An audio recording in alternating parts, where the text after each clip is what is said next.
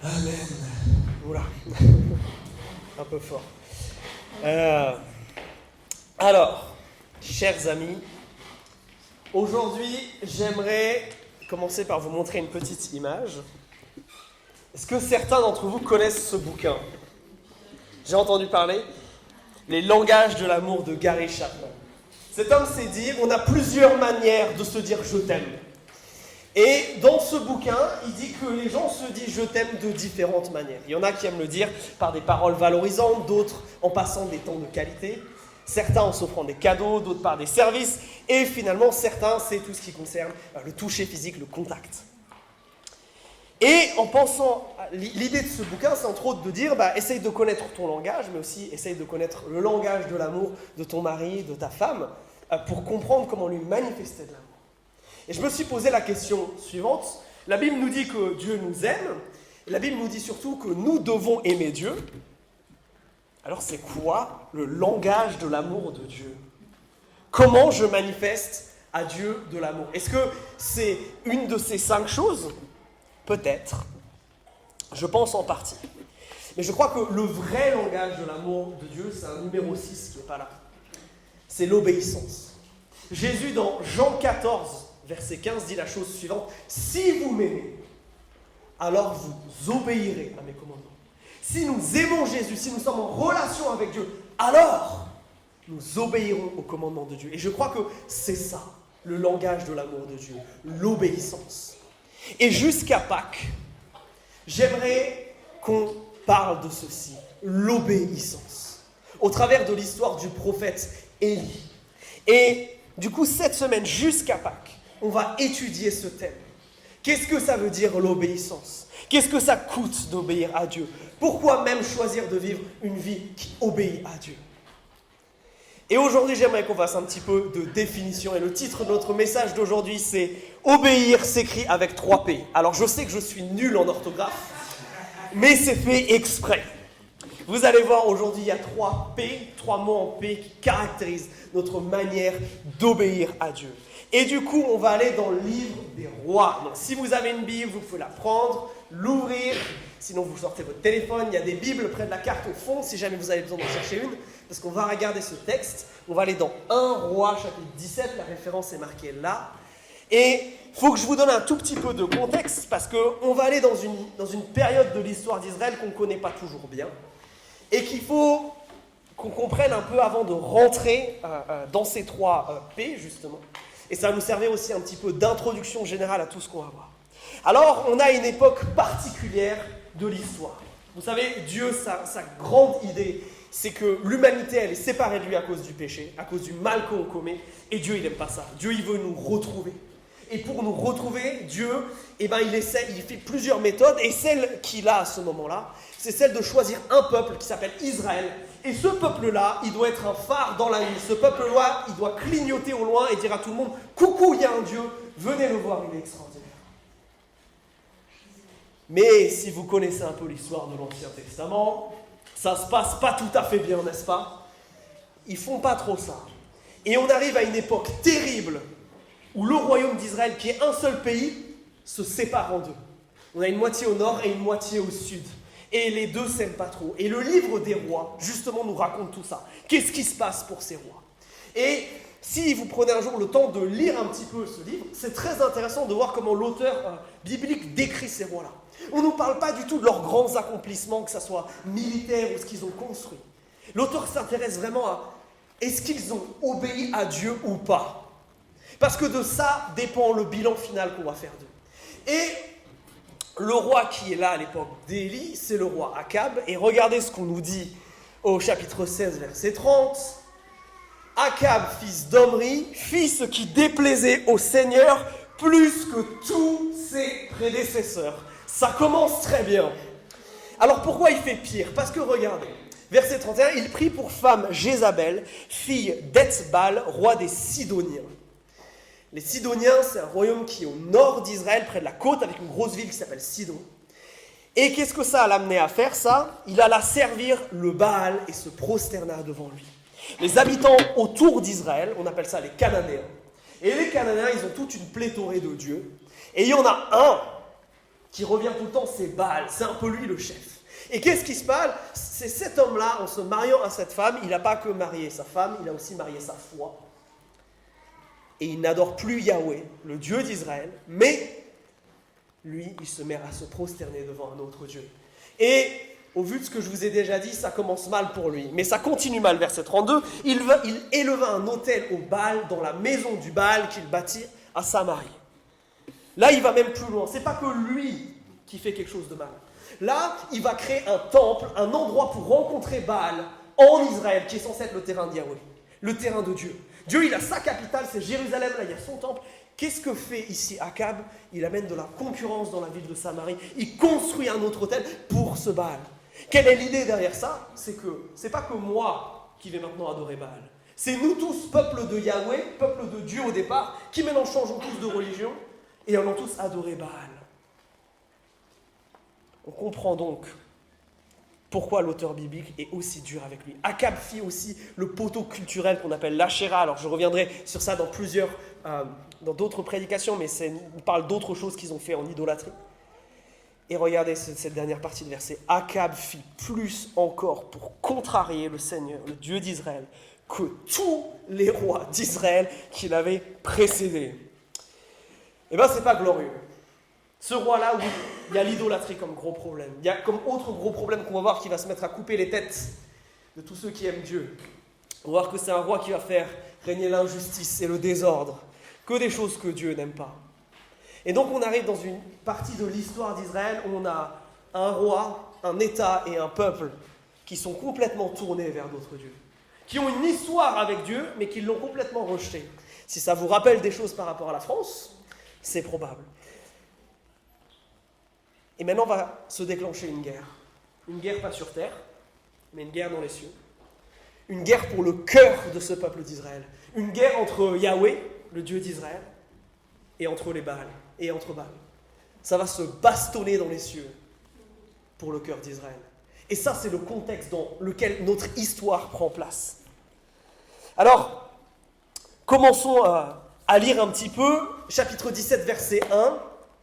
Élie, le Tishbite, l'un des habitants de Galaad, des noms bien sympathiques, dit à Akab, « Par la vie du Seigneur, le Dieu d'Israël, au service duquel je me tiens, il y aura ces années-ci ni rosée, ni pluie, sinon à ma parole. » Donc il y a ce roi-là qui fait n'importe quoi, et qu'est-ce que fait Dieu?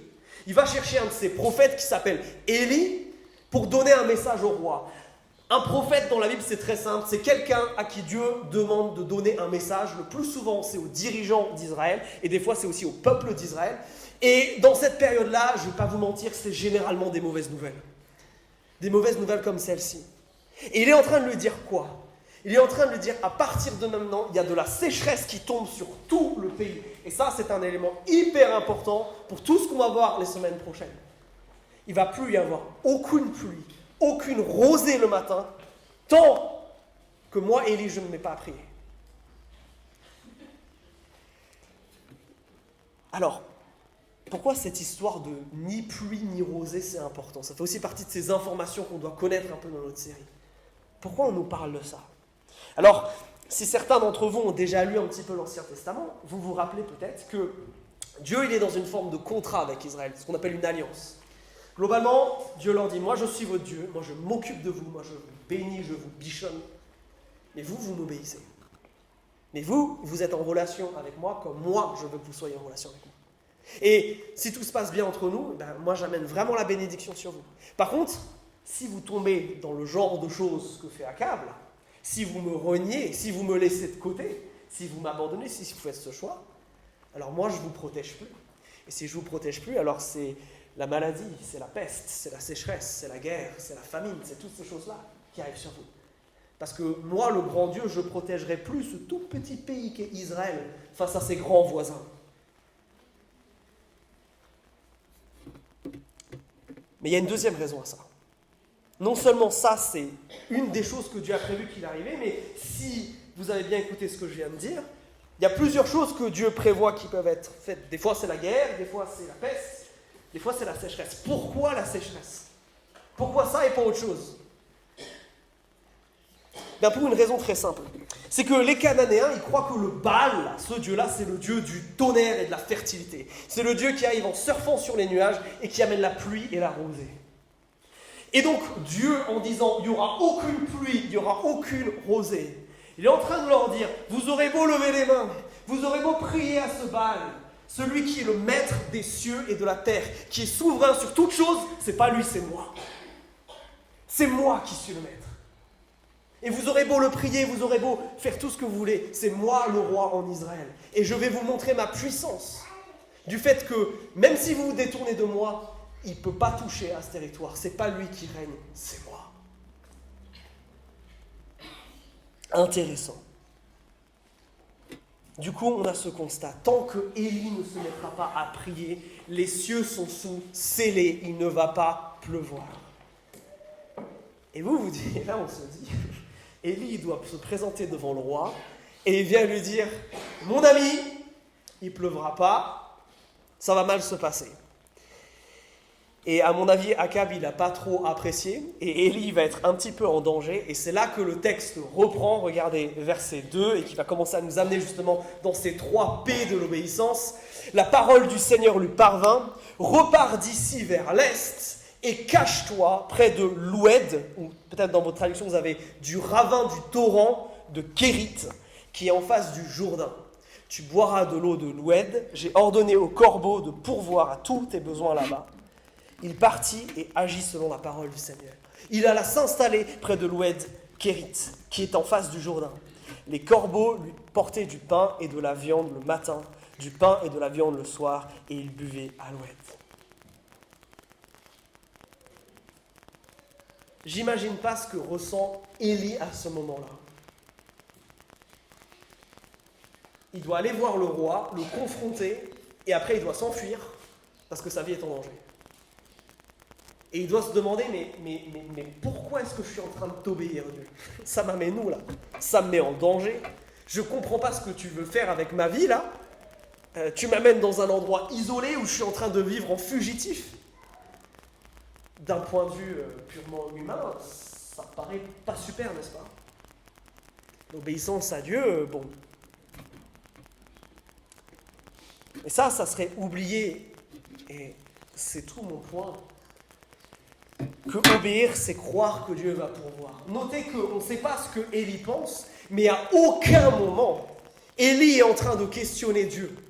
Regardez, Dieu lui dit, tu donnes ce message, Élie donne ce message. Dieu lui dit, va là-bas, je vais m'occuper de toi. Élie va là-bas. Il ne questionne absolument pas Dieu dans tout ce texte. Il n'est pas en train de lui dire, mais alors si je t'obéis là, et que je vais dans ce lieu, qui va s'occuper de ma maison ? Qui va s'occuper de mon champ ? Et du coup, comment je vais manger ? Quid de mes amis ? Comment ça va se passer tout ça ? Élie, il n'est pas en train de questionner là, ce que Dieu lui a demandé de faire. Qu'est-ce qu'il fait ? Élie, il obéit du tac au tac. Pourquoi ? Parce qu'il a confiance dans le fait que Dieu va pourvoir. Et c'est ça, une des caractéristiques de l'obéissance chrétienne. Nous croyons que nous obéissons à Dieu parce que Dieu pourvoit. Et justement, un des plus grands obstacles à notre obéissance envers Dieu, c'est le fait qu'on a peur, justement, que Dieu ne pourvoie pas, que Dieu n'agisse pas, que si on choisit de lui obéir, on va passer à côté de quelque chose. On va manquer, et même manquer du nécessaire. Mais regardez, Élie ne remet jamais ça en question. Il obéit parce qu'il croit que Dieu va pourvoir.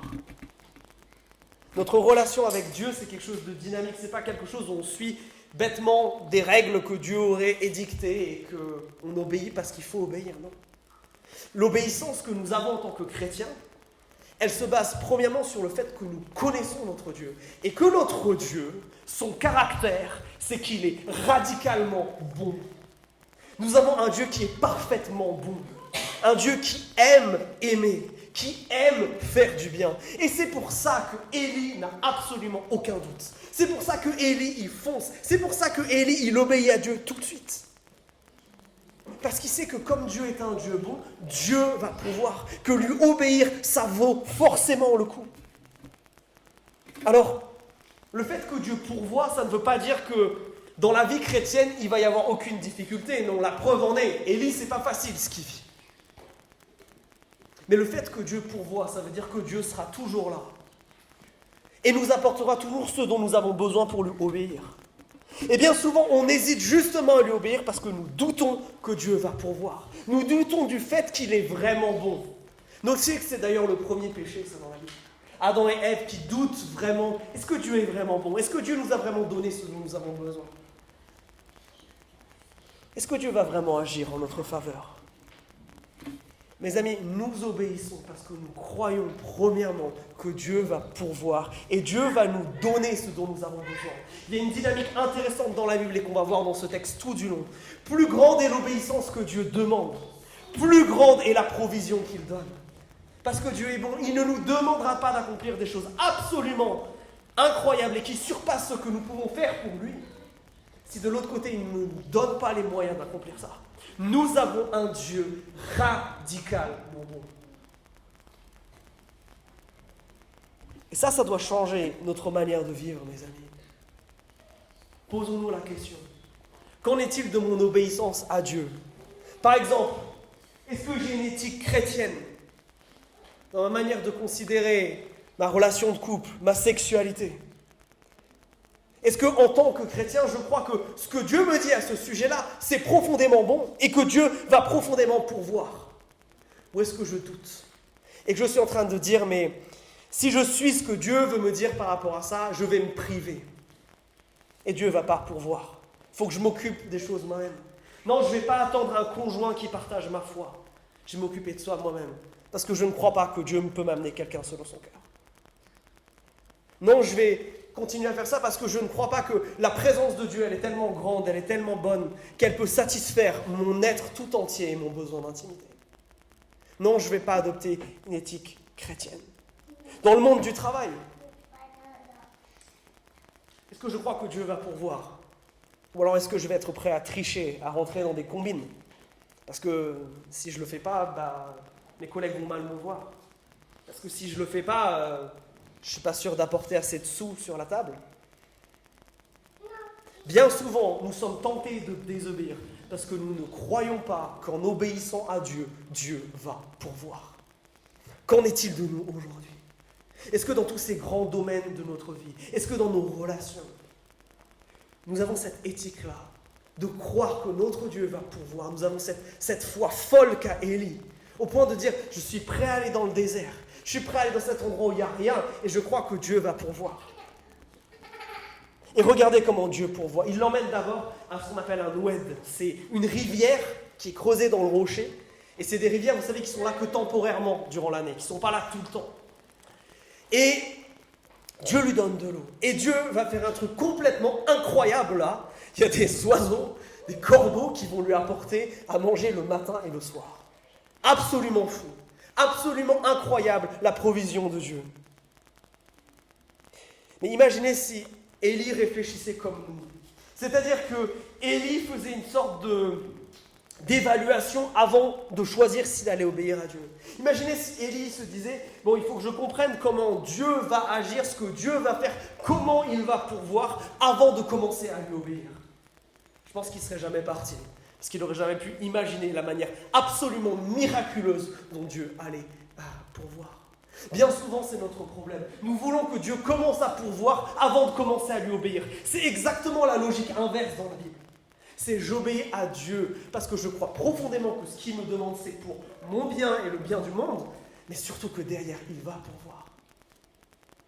Est-ce qu'il y a un domaine de ta vie où tu te sens bloqué comme ça? Bloqué parce que tu n'avances pas et tu as tout essayé.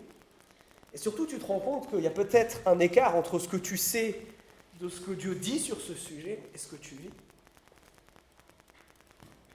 Est-ce qu'il n'y a pas un changement ici à faire? Est-ce qu'il n'est pas temps peut-être pour toi de commencer à connaître, de commencer à faire confiance, de commencer à obéir à ce Dieu qui pourvoit? Et je crois que Dieu récompense souvent cela. Et je ne les ai pas prévenus, mais je vais vous donner l'exemple de personnes qui sont parmi nous. Quand on a commencé cette église, très vite, on a envoyé un message à Yann et Evaline en leur disant écoutez, on sait que vous êtes sur Lyon, vous êtes à l'autre bout de la France, mais on croit que peut-être Dieu vous appelle dans ce projet. Et avec le tact que vous connaissez, que nous avons avec Jérémie, nous leur avons dit, vous priez et vous revenez vite vers nous. Et Yann et Evaline ont prié. Et Yann et Evaline ont eu la conviction que oui, Dieu les rappelait sur Nantes. Yann et Evaline démarraient leur vie, démarraient tout, et ils ont tout lâché pour venir ici. Devinez ce qui s'est passé. Dieu a pourvu sur absolument tous les points. Un appart, des jobs, parfois ça a été un peu long, mais Dieu a toujours pourvu. Parce que notre Dieu est comme ça, choisir de lui obéir, choisir d'obéir à ce que le Saint-Esprit nous dit, c'est toujours la bonne solution. Alors, est-ce qu'aujourd'hui, toi, tu doutes?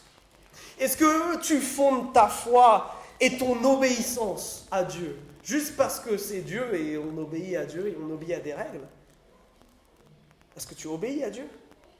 Ou est-ce que ce qui te motive à le suivre, c'est cette profonde connaissance de son caractère? C'est le fait que tu saches que c'est un Dieu bon qui pourvoira. Parce qu'on n'a pas un Dieu qui aime regarder ce monde en souffrance. On a un Dieu qui répond à la souffrance. On a un Dieu qui répond au mal. On a un Dieu qui nous donne ce dont nous avons besoin. Regardez comme il prend soin d'Élie. Mais verset 7, tout change. Regardez. Après quelque temps, l'Oued fut à sec. Et oui, des rivières temporaires, si Dieu ne fait plus pleuvoir et plus de rosée, ça s'assèche. Aïe, aïe, aïe. Car il n'y avait plus eu de pluie dans le pays. Alors qu'est-ce qui va se passer, verset 8? Alors la parole du Seigneur lui parvint. Va à Sarepta, qui appartient à Sidon, et reste-y. Là-bas, j'ai ordonné à une veuve de pourvoir à tous tes besoins. Il s'en alla à Sarepta. Comme il arriva à l'entrée de la ville, il y avait là une veuve qui ramassait du bois. Il l'appela et lui dit, « Va me chercher un peu d'eau dans un récipient, je te prie, pour que je boive. » Elle alla en chercher. Il l'appela de nouveau et lui dit, « Va me chercher, je te prie, un morceau de pain dans ta main. » Elle répondit, « Par la vie du Seigneur ton Dieu, je n'ai rien de cuit. Je n'ai qu'une poignée de farine dans un pot et un peu d'huile dans une cruche. Je ramasse 2 morceaux de bois, puis je vais rentrer préparer cela pour moi et mon fils.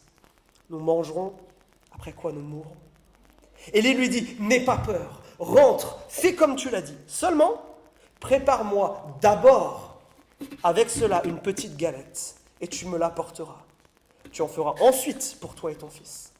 Car ainsi parle le Seigneur, le Dieu d'Israël, le pot de farine ne s'épuisera pas, et la cruche d'huile ne se videra pas, jusqu'au jour où le Seigneur enverra la pluie sur la terre. » Elle alla faire selon la parole d'Élie, et pendant des jours, elle eut de quoi manger, elle et sa maison, ainsi que lui. Le pot de farine ne s'épuisa pas, et la cruche d'huile ne se vida pas, selon la parole que Dieu avait dite par l'intermédiaire d'Élie. Alors mes amis, est-ce que les bontés de l'Éternel s'arrêtent? Non, elles sont éternelles. Est-ce que quand les circonstances changent, la bonté de Dieu change? Non, il est immuable. Est-ce que Dieu s'arrête de pourvoir alors que les choses deviennent plus difficiles?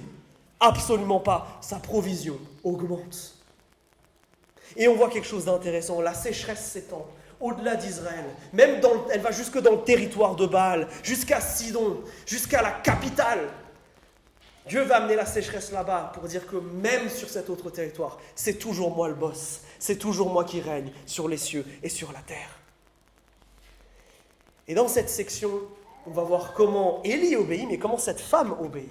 Et tous les deux vont nous donner une leçon, un des 3 P sur l'obéissance. Regardez cette femme. Elle est dans une situation plus que compliquée.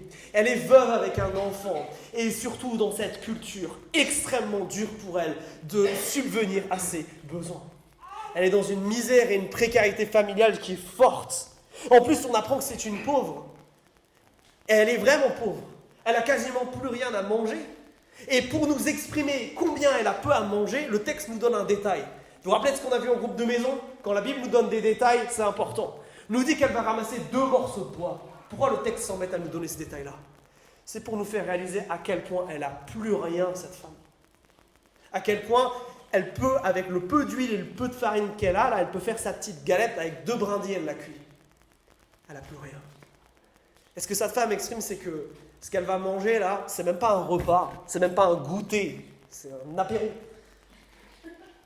Mais c'est terrible parce que c'est tout ce qui lui reste. Et après elle dit, on va se laisser mourir. On n'a plus rien. C'est un repas funéraire, c'est un repas d'arrivée.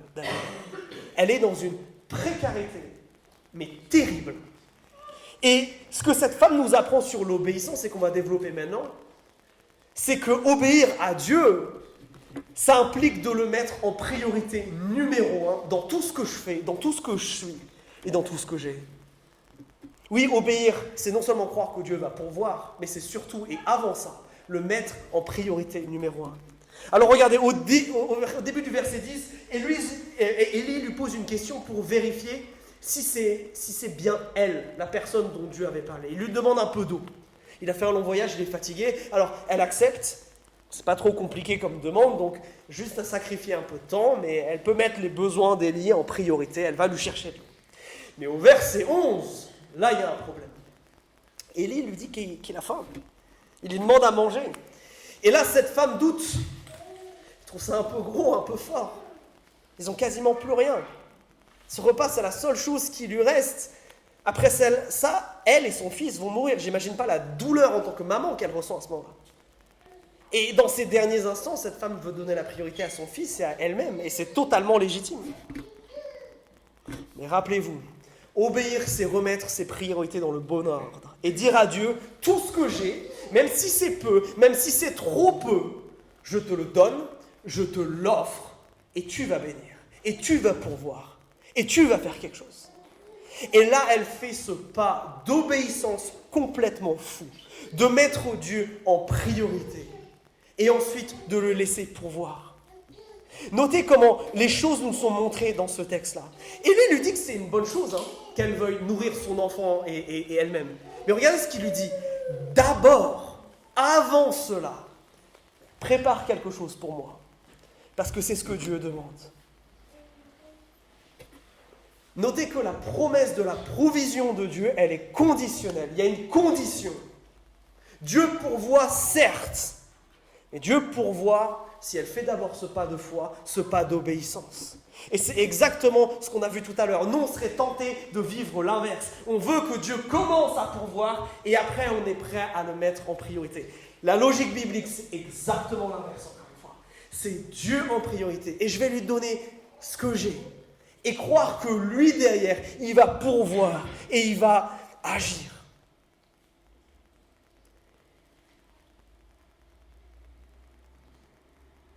Mes amis, Dieu, il est intéressé par une relation avec nous. Et je crois profondément que si Dieu commençait à nous bénir avant qu'on demande, avant qu'on se mette en relation avec lui, on se comporterait tous comme des enfants gâtés avec Dieu.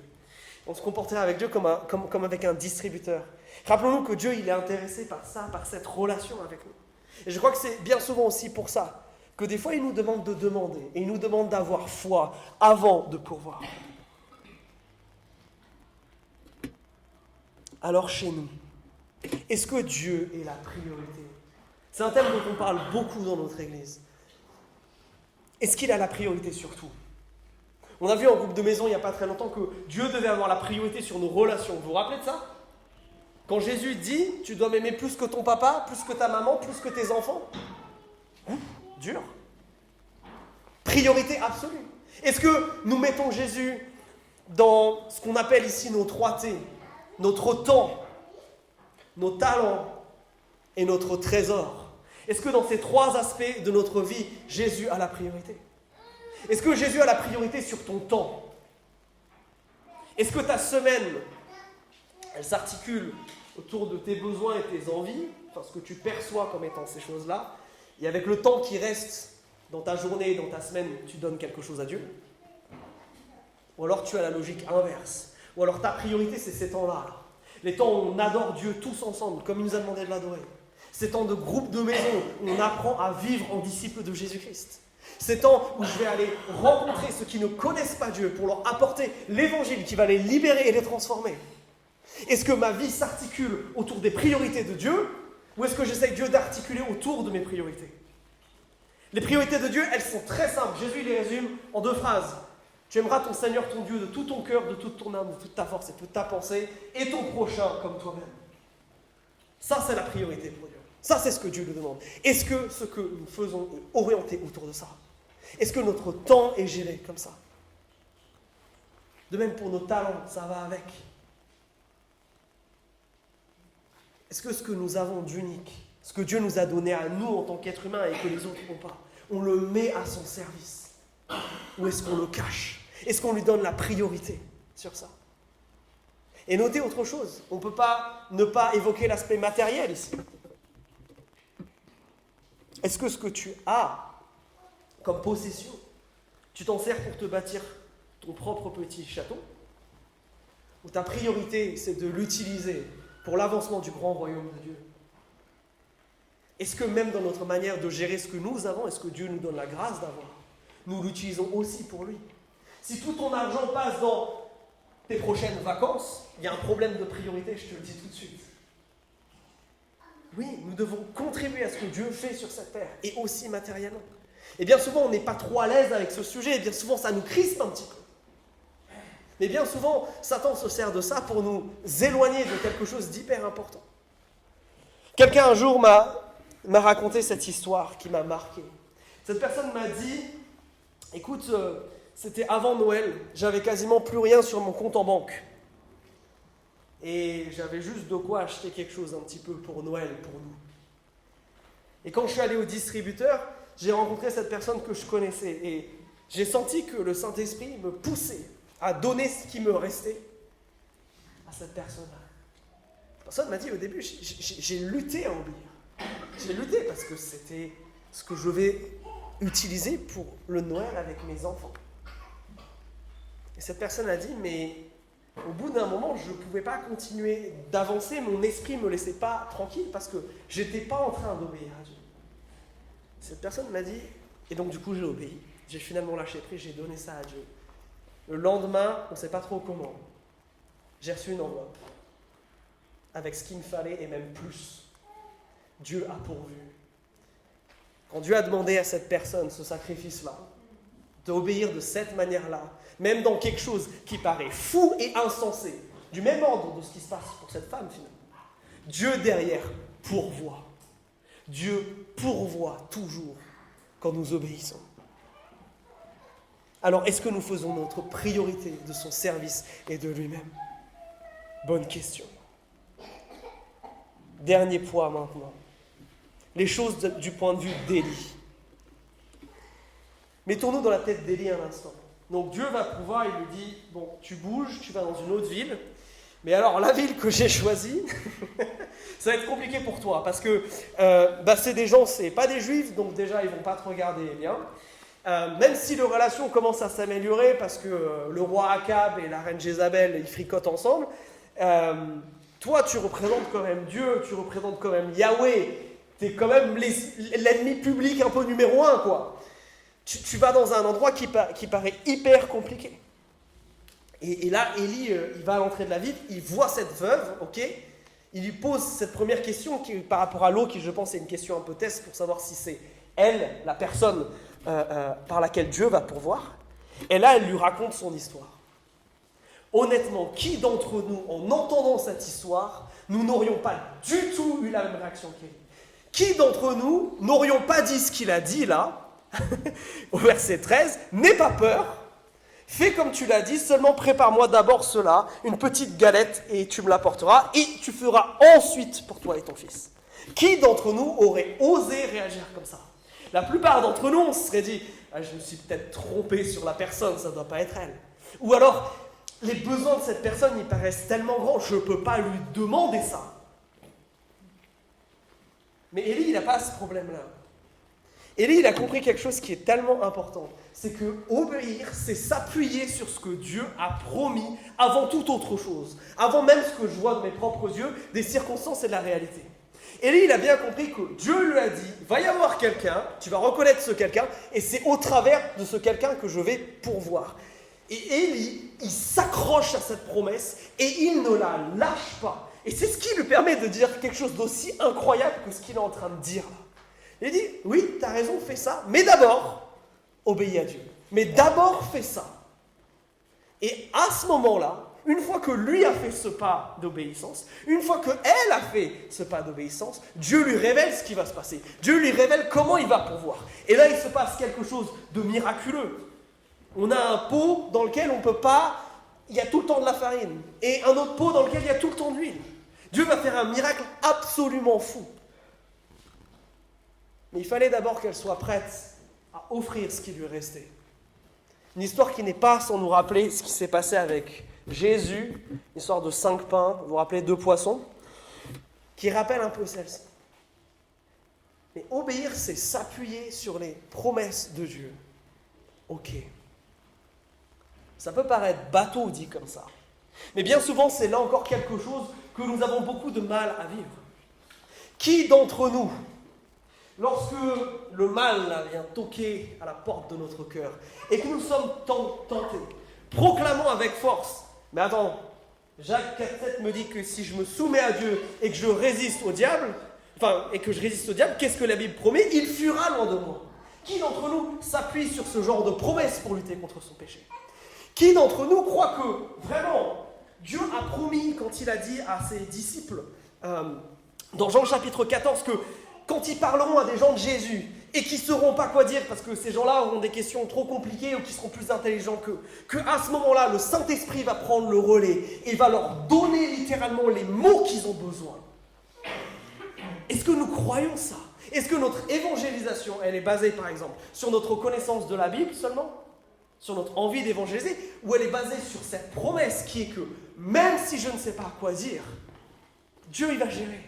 Dieu, il va m'utiliser. Est-ce que ma résistance contre le péché, elle est basée simplement sur le fait qu'aujourd'hui j'ai envie, aujourd'hui j'ai pas envie de pécher, ou sur le fait que Dieu me promet qu'à toute tentation, dans Corinthiens, il prépare une porte de sortie? Est-ce que mon obéissance à Dieu, elle se nourrit, elle s'alimente, elle puise sa force dans les promesses qu'il m'a données? Est-ce que justement, quand j'en ai marre et que c'est trop dur, on en a parlé la semaine dernière, je crois ce que le texte qu'on avait dans Hébreux me dit, que Jésus a ouvert une porte, a ouvert un accès à la présence de Dieu, que nul ne peut fermer, et que je peux venir en lui, aller chercher la force dont j'ai besoin pour obéir. Est-ce que notre obéissance, elle est caractérisée par ces 3 choses? Le fait que nous croyons profondément que Dieu va pourvoir. Le fait que nous croyons que cette obéissance, elle est caractérisée par le fait que je mets Dieu en priorité numéro 1 de mes décisions et de mes choix de vie. Et finalement, est-ce que je crois que cette obéissance, elle dépend beaucoup, pour pouvoir continuer, sur le fait que je m'appuie sur ce que Dieu a déjà dit, sur les promesses qu'il a déjà faites. Si on est honnête, c'est bien souvent ce dernier pas qui fait défaut. Parce que, les promesses, on ne les connaît pas. On n'a pas pris le temps de regarder ce que la Bible nous promet. Et je crois que ça changerait profondément notre vie si, par exemple, on croyait que quand la Bible nous dit si quelqu'un manque de sagesse, qu'il le demande et il le recevra, si on se mettait à appliquer ça, qu'est-ce que ça changerait? Est-ce qu'il y a des domaines, là dans ta vie, où justement tu te dis, c'est trop dur d'obéir? Là, j'ai du mal à obéir. Là, j'arrive pas à obéir. Je sais ce que Dieu veut, je sais ce que Dieu voudrait que je fasse, mais je le fais pas. Si c'est le cas, peut-être que tu es en train de négliger un certain nombre de promesses que Dieu t'a faites, sur lesquelles tu peux t'appuyer et qui peuvent être des ancres, des choses solides qui t'empêchent de te laisser dériver.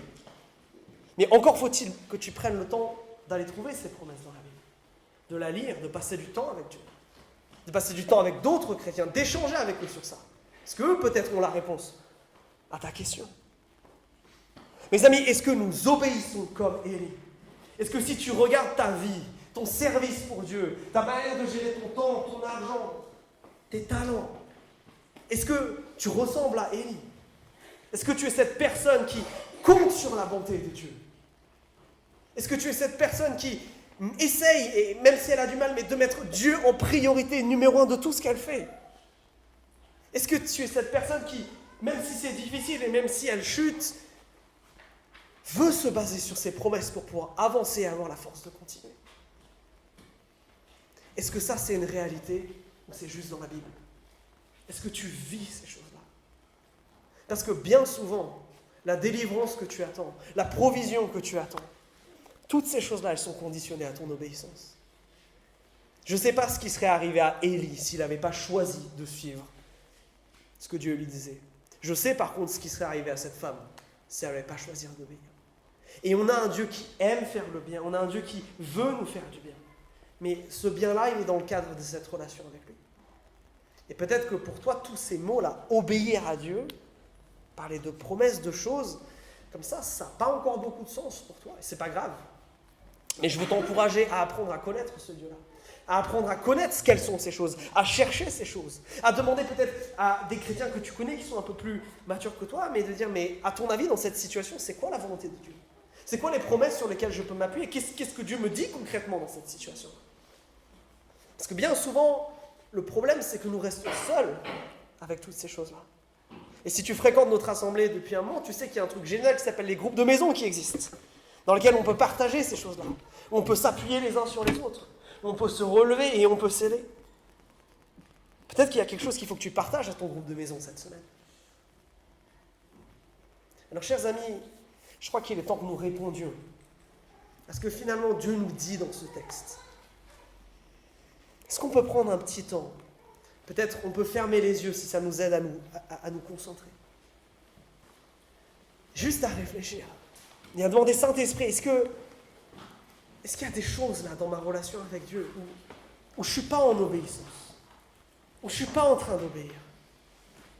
Et est-ce que je comprends pourquoi je n'obéis pas ? Est-ce que c'est parce que je doute de ta bonté, parce que j'ai peur, parce que ma peur est plus grande que ma foi dans le fait que tu vas pourvoir ? Est-ce que c'est parce que je me rends compte qu'au final, ce qui m'arrive, c'est parce que je ne te mets pas en numéro 1 et c'est simplement les conséquences ? Peut-être que tu es un chrétien qui est maintenant fatigué, qui lutte avec quelque chose depuis un bon moment et qui a du mal à obéir. Peut-être que c'est parce que tu ne t'appuies pas sur les promesses de Dieu.